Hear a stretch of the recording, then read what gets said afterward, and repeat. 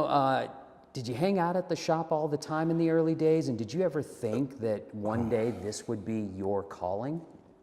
Well, I knew around 14 I would somehow be the owner of it, because Nancy took me in. I told you the story about May Company and sat me in the corner and told May Company, no, I don't want you taking over 90% of my production and then you're going to tell me what to do.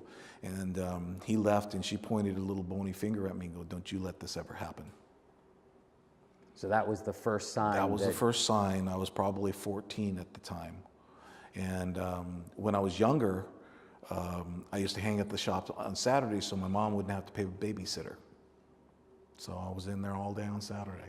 Wow, so you actually grew up in the shop. I grew up in the shop. Yeah, okay, so you're 14 years old, Nancy points to you and says, don't let this happen. At that point, you start to realize that this is going to be yours at some point down the line. Well, Nancy wanted me to be a lawyer.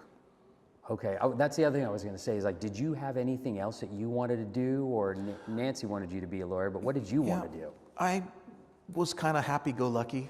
You know, I had good jobs. I was always a hard worker. But no, I didn't have a real big, lofty goal. And when Nancy passed away in 1986, in February, my mom hired me.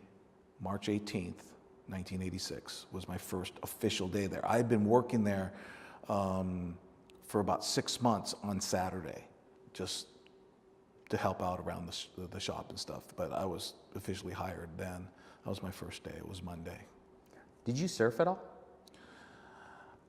It wasn't one of my major sports. I played baseball, I played football, I played basketball. I surfed a little. I was never very good. And it never bit me. It was just something I did because I grew up in Seal Beach. Well, you know, look, looking at it from the outside, you know, I love the fact that you are just as stoked as anybody who does surf, but you don't, which is fine. But well, I grew up with surfers. Yeah, exactly. All the guys that my roommates at the time, were all surfers. David Sowers was one. Mark Snyder was another one. Larry Kruger was another one. We all lived together, and they're all surfers. Don Cecil. They surfed all the time, and I would go out there and I'd take pictures of them and help them out, you know, because I wasn't going to go in that water. Okay, so you know, you start to work at the shop. The shop is handed over to you and your mom and everything. What were the early days like of being the owners of this brand?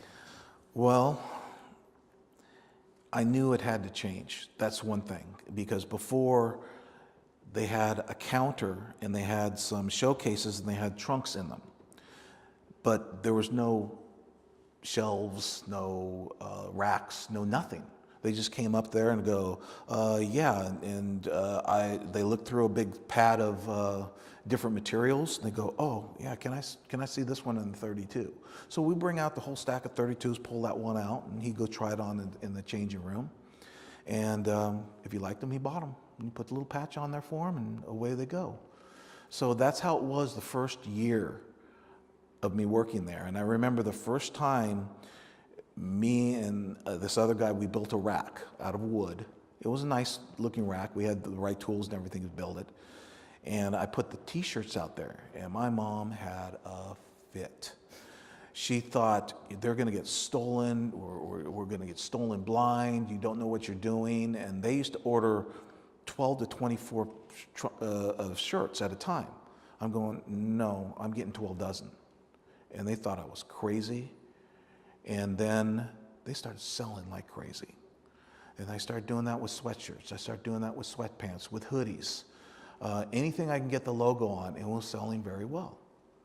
So I go, this is the way the shop is going to have to look. There's going to have to blow down some walls here and open it up and have racks in there and be just like a regular store.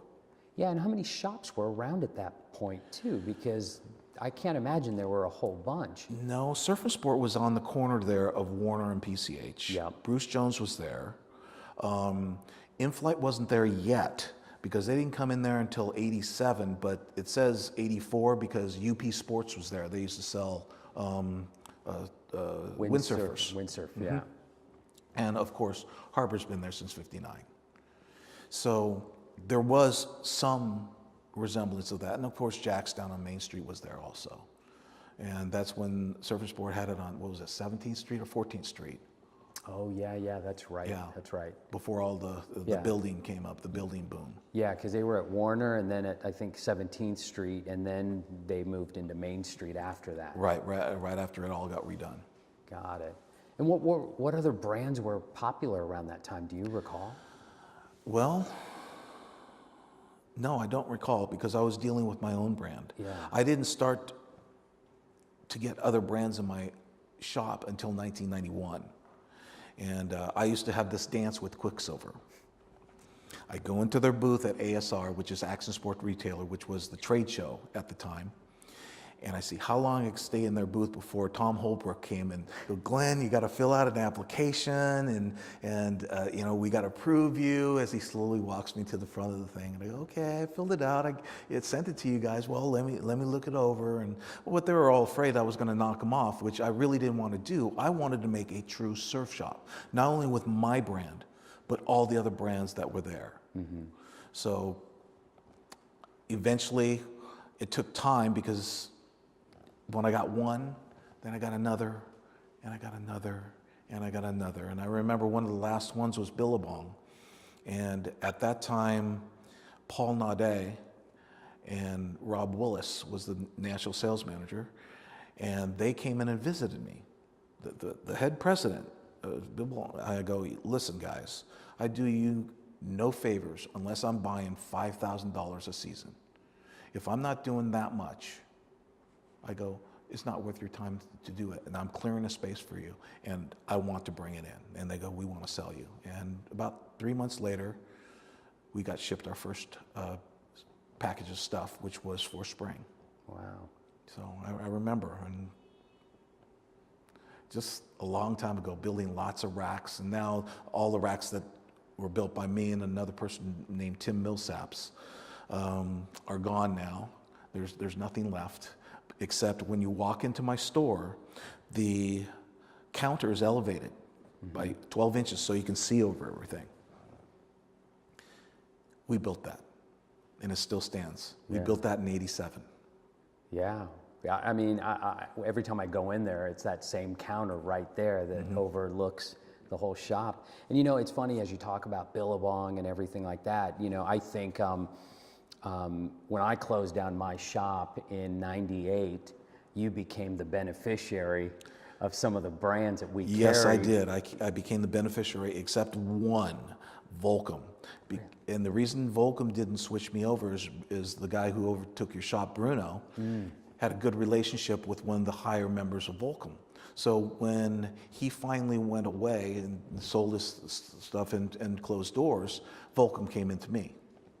So, and I remember when Hurley came in, they had a new sales rep, and I talked with, I think who was it, Mike Lesher.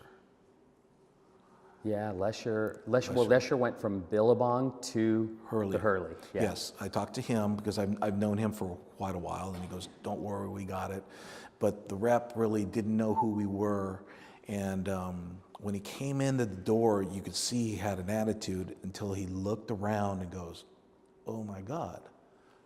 Because from the outside, the shop doesn't look that big, but it's really deep, and it goes way back. So he opened me up for Hurley, and you know, no problem.